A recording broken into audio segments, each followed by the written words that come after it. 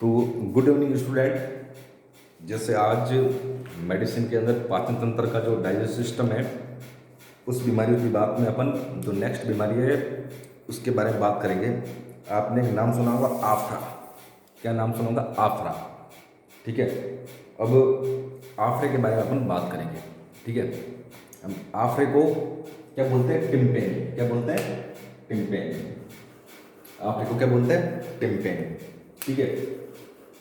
तो अब आफरे का मतलब क्या होता है? आफरे का मतलब होता है कि ये मुख्यतः किसका रोग है? जो रुमंती पशु हैं, जो रुमिनेंट्स है, जो जुगाली करते हैं, जिसके आमाशय के 4 पेट होते हैं।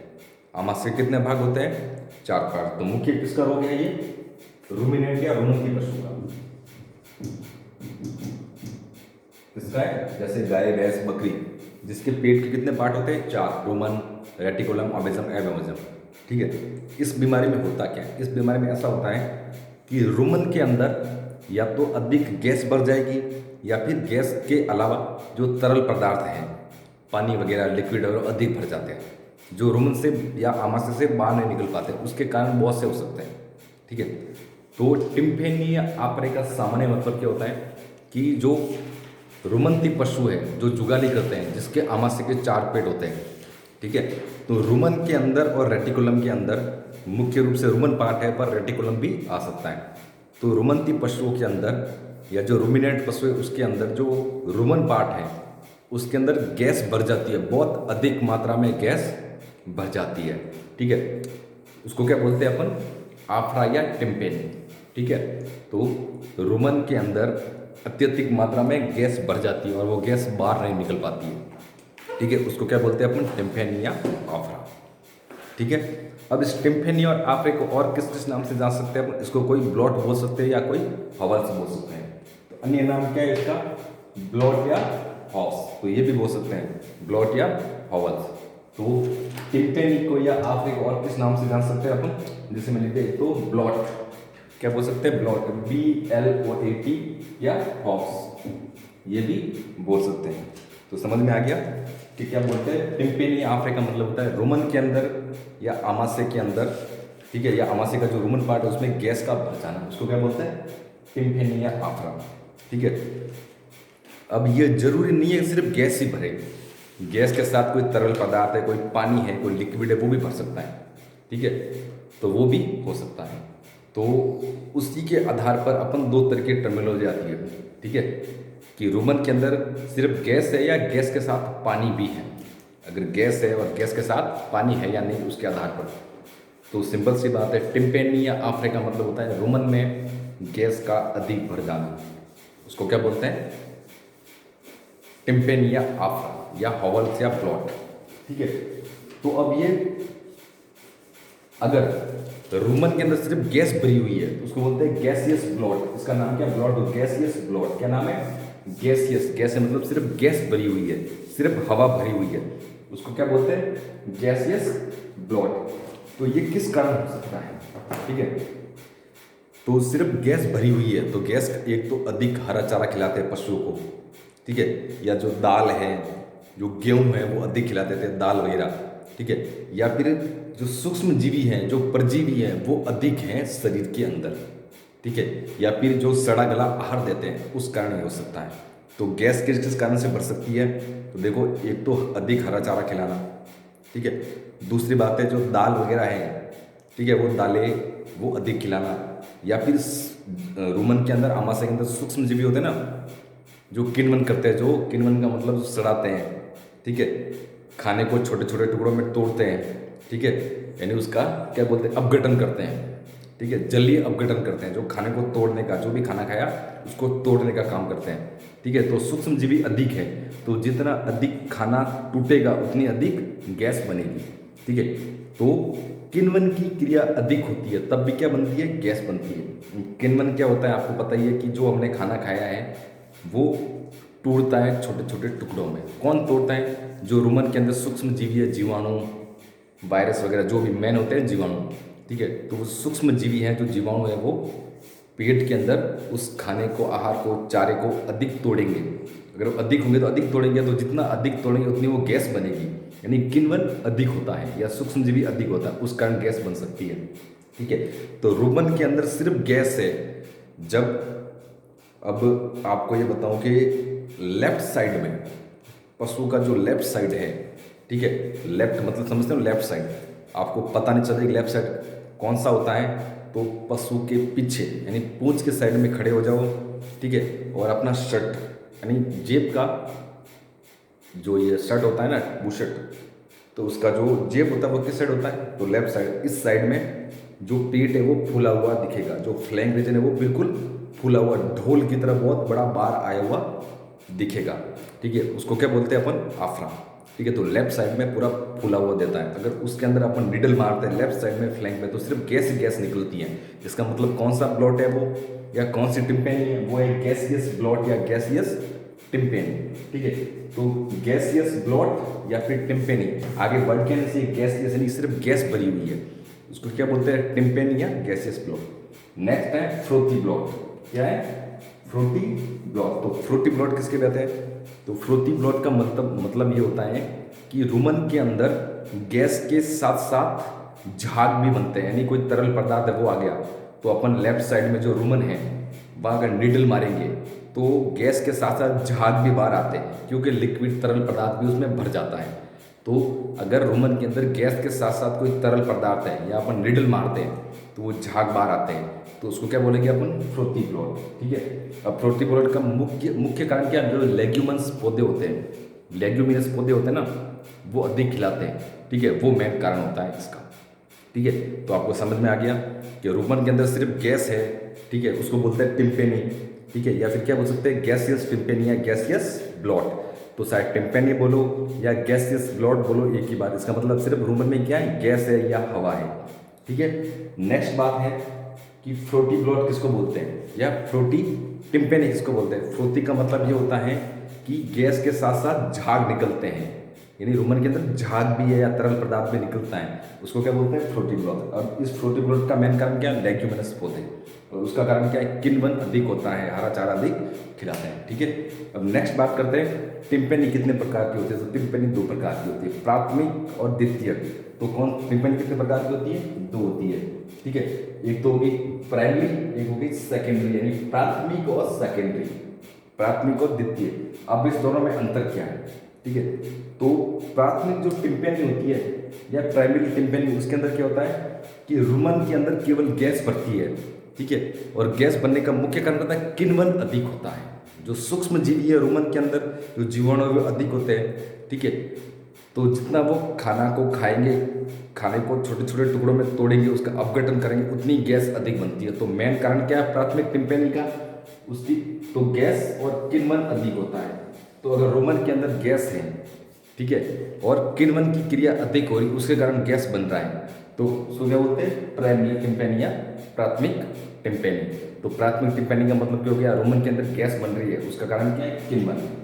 ठीक है, अब इसकी इटियोलॉजी की बात करें, वो क्या हुए, अधिक हरा चारा या फिर अधिक सड़ा गला चारा, और किण्वन की क्रिया अधिक। किण्वन की क्रिया अधिक का मतलब मैंने समझा कि सूक्ष्म जीवी अधिक है, वो खाने को अधिक तोड़ेंगे, अपघटन करेंगे, गैस अधिक बनेगी। यानी कुल मिला के प्राथमिक या प्राइमरी टिम्पेनी का मतलब क्या हो गया कि रुमन के अंदर गैस भर जाती है, केवल गैस, झाग नहीं होती, केवल गैस भरती है। उसका कारण क्या है कि जो भी गैस बनने वाले आहार है, जैसे अधिक हरा चारा, दाल, ठीक है, या फिर जो रेशेदार पत्ते होती है, रेशेदार होता है ना खाना, वो या सूक्ष्म जीवी अधिक है या सड़ा गला खाना अधिक है, तो सड़े हुए खाने से गैस अधिक बनेगी, तो वो कारण हो सकता है। तो प्राइमरी टिम्पेनी का मतलब समझिए, गैस बनती है, गैस का कारण क्या है, किण्वन की क्रिया अधिक होती है, सूक्ष्म जीवी अधिक होती है, उसको क्या बोलते हैं, प्राइमरी टिम्पेनी। अब दूसरी द्वितीय या सेकेंडरी, इसके अंदर तो द्वितीय टिम्पेनी का मतलब कारण क्या होता है कि आमाशय के अंदर कोई रुकावट पैदा हो जाती है। आमाशय के अंदर क्या होती है, रुमन में कोई रुकावट, जैसे कि कोई गठान हो गई, ठीक है, आंतों के अंदर ऐंठन आ गया, तो वो गैस बाहर नहीं निकल पाती है।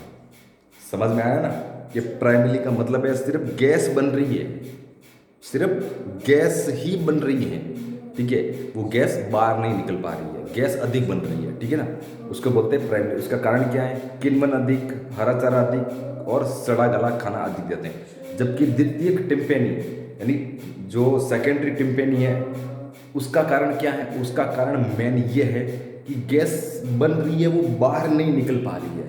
बाहर नहीं निकलने के कारण बहुत से हो सकते हैं, या तो आमाशय के अंदर बड़ी सी गठान है, आंतों के अंदर बड़ी सी गठान हो गई है, ठीक है, आंतें मुड़ चुकी है आपस में, या कोई हर्निया हो चुका है, ठीक है। तो इसके कारण क्या क्या हो सकती है, तो चौक का मतलब क्या है, आपको पता ही है चौक का मतलब क्या होता है, गर्सिका के अंदर या इसोफेगस के अंदर कोई चीज़ फंस चुकी है, ठीक है, तो वो गैस ना तो डकार से मुंह से बाहर निकल रही है, और आंतों के अंदर कोई गठान हो गई है, आयटन आ गया, तो भी गैस बाहर निकल, यानी गैस बाहर निकलने का रास्ता बंद हो जाता है। तो उसके कारण क्या है, समझ रहे हो ना, द्वितीयक या सेकेंडरी का मतलब क्या हो गया, गैस बाहर नहीं निकल पा रही है, उसके कारण जो टिम्पेनी होती है उसको क्या बोलते हैं, सेकेंडरी। उसके कारण क्या क्या देखिए, तो चौक, गर्सिका में रुकावट, मुंह से गैस बाहर निकली, या गठान हो सकती है आमाशय के अंदर, आंतों के अंदर, गर्सिका के अंदर। डायफ्रामेटिक हर्निया, एक ये इंपॉर्टेंट है, कौन सा है, डायफ्रामेटिक हर्निया। तो डायफ्रामेटिक हर्निया किसको बोलते हैं, डायफ्रामेटिक हर्निया। डायफ्रामेटिक हर्निया का डायफ्राम क्या होता है आपको पता है ना, कि पेट की दो गुहाएं होती है। डायफ्रामेटिक हर्निया के बारे में बता रहा हूं, जैसे ये हो गया मुंह, अपनी बात कर रहा हूं, ये हो गई गर्दन, ठीक है, ये हो गई वक्षीय गुहा। तो मैं आपको समझाने की कोशिश करूँ, समझना। जैसे ये तो हो गया अपनी वक्षीय गुहा, मुंह हो गया गर्दन वक्षीय गुहा, ठीक है, वक्षीय गुहा, ठीक है, और ये हो गई उदरीय गुहा, ठीक है, ये तो छाती वाली हो गई वक्षीय गुहा जिसमें हृदय रहता है या फेफड़े रहते हैं, तो ये तो क्या हो गई वक्षीय गुहा, और ये क्या हो गई उदरीय गुहा, ठीक है। वक्षीय गुहा का मतलब क्या होता है, वक्षीय गुहा में जैसे फेफड़े रहते हैं, अपने हृदय रहता है। उदरीय गुहा में जैसे आमाशय रहता है, अपना छोटी आंत बड़ी आंत वो रहती है, ठीक है। तो डायफ्रामेटिक हर्निया का मतलब क्या होता है कि जैसे यहाँ रोमन रेटिकुलम होते हैं ना, उदरीय गुहा में रेटिकुलम, तो ये जो रेटिकुलम है, ठीक है, तो समझ मैं आपको वापस छोड़ दो इसको, मैंने क्या बोला, ये कौन सी हो गई वक्षीय गुहा, उदरीय गुहा, नीचे कौन सी हो गई पेल्विक गुहा, हो गया ना पेल्विक गुहा। तो वक्षीय गुहा और उदरीय गुहा के बीच के अंदर एक पर्दा होता है या एक परत होती है, या वक्षीय गुहा या उदरीय गुहा को अलग करने का एक पर्दा होता है, उस पर्दे को बोलते हैं डायफ्राम। क्या बोलते हैं, डायफ्राम। डायफ्राम, तो डायफ्राम किसको अलग कर रहा है, वक्षीय गुहा को उदरीय गुहा को कौन अलग कर रहा है, डायफ्राम। तो वक्षीय गुहा व उदरीय गुहा को कौन अलग कर रहा है, डायफ्राम, ठीक है। तो अब ये डायफ्राम समझ आएगा ना, डायफ्राम एक झिल्ली का पर्दा है, वो क्या करता है, वक्षीय गुहा व उदरीय गुहा को अलग करता है, ठीक है। अब आपको पता है आमाशय कहाँ रहता है, उदरीय गुहा में, ठीक है, और जो रुमंती पशु है वो आमाशय कितने पार्ट होते हैं, 4 पार्ट। तो कभी कभार क्या होता है, जो रेटिकुलम है रुमंती पशु में, जो रेटिकुलम है वो रेटिकुलम इस उदरीय गुहा के अंदर से, जैसे ये रेटिकुलम है, ठीक है ना, ये रेटिकुलम है, ये इस डायफ्राम को चीर कर या भेद कर वक्षीय गुहा में घुस जाता है, ठीक है। जैसे रेटिकुलम का रहता है उदरीय गुहा में, पर कई बार ऐसा होता है, ठीक है, कि वो रेटिकुलम डायफ्राम को भेद कर किसमें घुस जाता है, वक्षीय गुहा में, पर एक्चुअल में रहता कहाँ है रेटिकुलम, उदरीय गुहा में, पर वो अपनी गुहा को यानी उदरीय गुहा को छोड़ के किसमें घुस जाता है, वक्षीय गुहा में, और किसको चीर कर, किसको भेद कर, इस डायफ्राम को, इस पर्दे को भेद कर, और ये पर्दा किसको अलग कर रहा है, वक्षीय गुहा और उदरीय गुहा को। तो इसको क्या बोलते हैं, डायफ्रामेटिक हर्निया। तो डायफ्रामेटिक हर्निया का मतलब क्या है कि रेटिकुलम डायफ्राम को भेद कर वक्षीय गुहा में प्रवेश कर जाता है या घुस जाता है, ठीक है। तब भी क्या हो सकता है, ये सेकेंडरी टिम्पेनी हो सकती है, ठीक है। उसके बाद एक केस आता है टीआरपी और टीपी, ट्रोमेटिक रेटिकुलो पेरिटोनाइटिस और ट्रोमेटिक पेरिकार्डाइटिस। तो ये भी केस होते हैं, इसमें भी क्या होता है, बार बार आफरा आ जाता है, वो किस में आता है, सेकेंडरी टिम्पेनी। तो पूछ लें कभी, ठीक है, कि डायफ्रामेटिक हर्निया, चौक, टीआरपी, टीपी, वेगस इंडाइजेशन, ठीक है, इसके कारण जो आफरा होता है वो कौन सा आफरा होता है, वो सेकेंडरी आफरा होता है। जबकि प्राथमिक आफरा में क्या होता है, केवल गैस बनती है, केवल गैस बनती है, उसको बोलते हैं प्राथमिक आफरा। और सेकेंड आफरा किसको बोलते हैं, कि अगर गैस निकलने के रास्तों में बाधा हो जाती है, चाहे वो गैस मुंह से निकले चाहे रेक्टम से निकले, ठीक है। अगर मुंह से गैस बाहर निकलेगी तो उसमें कोई रुकावट, जैसे गर्सिका के अंदर कोई रुकावट हो गई, चौक हो गया, गठान हो गई, अगर रेक्टम से निकल रहा है तो आंतों के अंदर कोई रुकावट हो गई, ठीक है। जब क्या, जैसे एग्जाम्पल डायफ्रामेटिक हर्निया, चौक, गांठ, टीआरपी, टीपी, ठीक है, विगस इंडाइजेशन, ठीक है। तो ये कारण किसके होते हैं? सेकेंडरी टिम्पेनी के। अब इसके लक्षणों की बात करें हम, किसके? आफरे के या टिम्पेनी के लक्षणों की बात करें, ठीक है। तो पहली बात तो ये है कि एक बार ये क्वेश्चन आता है कि पर एक्यूट या एक्यूट आफरा में मौत हो जाती है, तो ये पूछते हैं कि पशुओं में एक्यूट या पर एक्यूट टिम्पेनी या आफरा किसका कारण होता है? वो मौत का, ठीक है। अगर बहुत अचानक पैदा हो गया है आफरा, बिल्कुल अचानक, विद इन मिनट या घंटों के अंदर, ठीक है, तो पर एक्यूट या एक्यूट में, तो एक्यूट टिम्पेनी में क्या हो जाती है? पशु की मौत। ये कई बार पूछा गया है एग्जाम में, तो आपको याद रखना है कि पर एक्यूट या एक्यूट आफरा के अंदर या टिम्पेनी के अंदर उसका क्या रिजल्ट होता है? तो पशु की मौत हो जाती है, ठीक है, ये ध्यान रखना आपको। तो पशु की मौत किसमें होती है? एक्यूट के अंदर। एक्यूट अगर बहुत तेज अचानक आफरा पैदा हो गया, उसके अंदर क्या होती है? पशु की मौत। उसके अंदर दूसरा केस क्या होता है कि रोमन के अंदर गैस बढ़ जाएगी बहुत अधिक। आपको बताया रोमन के अंदर क्या बढ़ जाएगी? गैस। तो गैस किसके अंदर हो जाती है? रोमन के अंदर।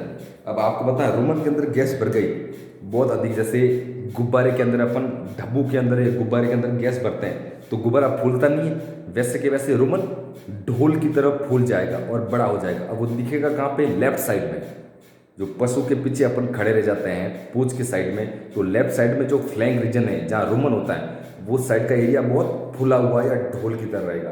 तो गैस किसमें? रोमन में अधिक हो जाती है, ठीक है। जिससे रोमन कैसा हो जाता है? रोमन फूल कर ढोल जैसा हो जाता है। कैसा? फूल कर बिल्कुल गुब्बारे की तरह या ढोल की तरह, मटके की तरह बड़ा हो जाता है, ठीक है। उसके बाद क्या होगा? अगर रोमन बड़ा हो गया तो आसपास के जो भी अंग हैं, ठीक है, जैसे कि अगर रोमन आगे की तरफ बड़ा हो गया, पूरा बड़ा हो गया, तो फेफड़ों के ऊपर भी प्रेशर आएगा, हृदय के ऊपर भी दबाव पड़ेगा ना, तो सांस लेने में कठिनाई होती है, ठीक है। तो श्वसन में कठिनाई होगी, वो जीभ को बाहर निकलेगा और हाँपेगा। तो श्वसन में कठिनाई और हाँपना क्यों हाँपेगा? कि रोमन बड़ा हो गया, ठीक है। तो वो दबाव, फेफड़ों के ऊपर भी दबाव पड़ेगा उसका, क्यों बड़ा हो गया तो वो प्रेशर डालेगा ना, तो सांस लेने में कठिनाई, हाँपना या फिर जीभ को बाहर निकालता है। तो क्या कहते हैं? श्वसन में कठिनाई। श्वसन में क्या होगी? कठिनाई, यानी वो जीभ को बाहर निकालेगा, हाँपेगा, और मुंह से क्या निकल सकती है? लार भी निकल सकती है। और अगर दर्द के कारण वो तड़पेगा भी, पैरों को भी इधर उधर मार सकता है, ठीक है। और अगर अपन नेक्स्ट बात करें तो कौन कौन सी गैसें होती है रोमन में, यह ध्यान रखना। जो रोमन में गैस बढ़ती है ना अधिक, तो CO2, H2H और एमाइन गैस, ये इंपॉर्टेंट है। ये कौन कौन सी गैस बढ़ती है, कई बार पूछते भी है कि आफरे के अंदर मुख्य रूप से कौन कौन सी गैसें होती है। तो CO2, H2H, H2S थोड़ा सा ध्यान रखना, ठीक है। तो CO2, H2H और एमाइन गैस बढ़ जाती है, ठीक है। खाना पीना छोड़ देता है पशु, आपको पता ही है। हाँपेगा क्यों? कि रोमन बड़ा हो जाएगा तो फेफड़ों के ऊपर, हृदय के ऊपर प्रेशर दबेगा, तो श्वसन दर, नाड़ी दर, टेम्परेचर सब बढ़ जाएंगे इसके, ठीक है। मुंह से लार भी गिरेगी, ठीक है। कुल मिला के आफरे का मतलब ये होता है रोमन के अंदर गैस बढ़ जाती है, रोमन लेफ्ट साइड में फूल के बड़ा हो जाता है, ठीक है। पशु हाँपेगा, ठीक है। सांस लेने में कठिनाई होगी, क्यों कठिनाई होगी बता दिया, दाब पड़ता है फेफड़ों के ऊपर इसलिए, ठीक है। दर्द भी हो सकता है, जीभ को बाहर निकलेगा, मुंह से लार भी गिरेगी। आपको समझना है क्या करना है तो वो हो जाएगा आपको, ठीक है। तो ये क्या हो गया अपना आफरा या टिम्पेनी। अब इसके उपचार की बात अपन नेक्स्ट क्लास में करेंगे, ठीक है। जिसको समझ में नहीं आया वो वापस पूछ सकता है, बस सिंपल सी बात है। गैस बढ़ जाती है, कैसे बढ़ जाती है वापस सुन लो। टिम्पेनिया आफरे का मतलब क्या होता है? रोमन में गैस बढ़ जाना, ठीक है। अगर सिर्फ गैस भरी हुई है, रोमन के अंदर सिर्फ गैस है, ठीक है, उसको क्या बोलते हैं? गैसियस ब्लॉट या टिम्पेनी, या तो गैसियस ब्लॉट बोलेंगे या क्या बोलेंगे? सिर्फ टिम्पेनी। इसका कारण क्या हो सकता है? अधिक हरा चारा, दाल या रेशेदार, या फिर सूक्ष्म जीवी अधिक होते हैं, ठीक है, यानी किण्वन की क्रिया अधिक होती है, उसके कारण क्या होती है, गैसियस ब्लड। ठीक है, उसके बाद फ्लोटी ब्लड या उसको बोलते हैं झागदार आफरा। अब झागदार आफरा का मतलब क्या हो गया, गैस के साथ झाग भी निकलते हैं या रोमन के अंदर झाग भी निकलते हैं। उसका मतलब क्या है, इसका कारण क्या है, लेग्यूमिनस जो पौधे होते हैं वो अधिक होते हैं। कितने प्रकार की होती है टिम्पेनी, दो प्रकार की होती है, प्राथमिक और द्वितीय। प्राथमिक का मतलब क्या हो गया, प्राथमिक का मतलब जो है गैस अधिक बनती है। ठीक है, उसका कारण क्या है, आपको बता दिया मैंने कि हरा चारा आदि खाना, दाल आदि खाना, किण्वन की क्रिया अधिक होती है। ठीक है, सेकेंडरी टिम्पेनिक, इसका मतलब क्या, जो गैस बनी हुई वो बाहर निकलने में रुकावट हो जाती है, यानी गैस ना तो मुंह से बाहर निकल पाती है ना ही रेक्टम से बाहर निकल पाती है। कारण क्या है, चौक, गठान हो गई कहीं, PRP, TP, diaphragmatic hernia, vagus indigestion, ऐसी कंडीशन आ जाती है, उसको क्या बोलते हैं, द्वितीयक।